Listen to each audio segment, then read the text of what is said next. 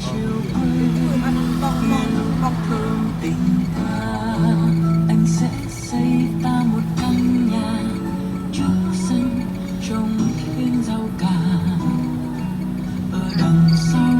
mình nuôi thêm hố cá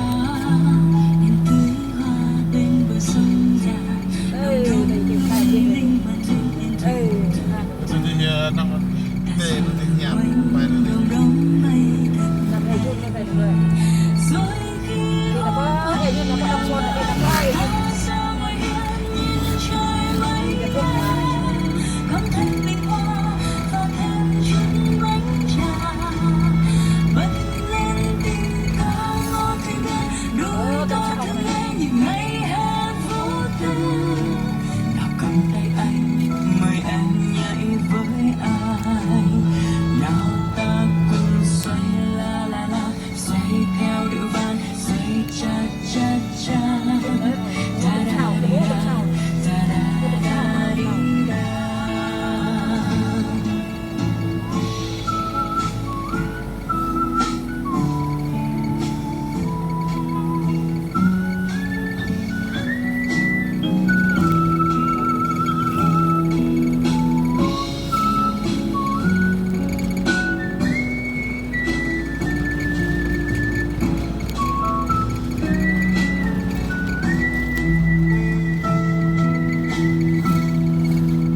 Rồi khi hoàng hôn em và anh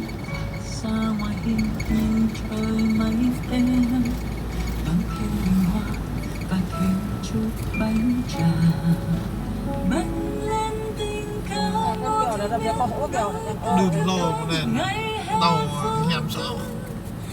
tàu ngầm sữa tàu cái này ở đây thì năm tàu cái này tất cả cho như này đang tàu xếp ở đây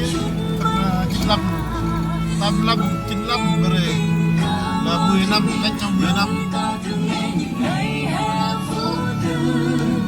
nào cầm tay em mình cùng nhảy với nhau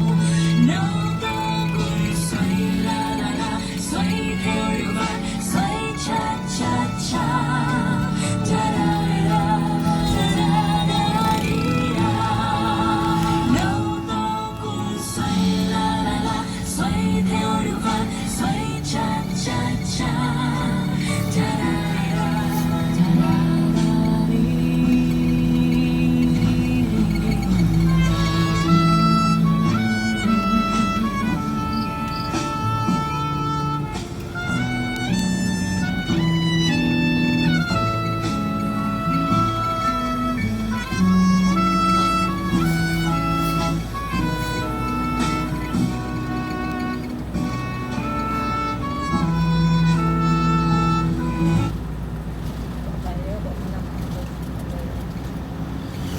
đậm à.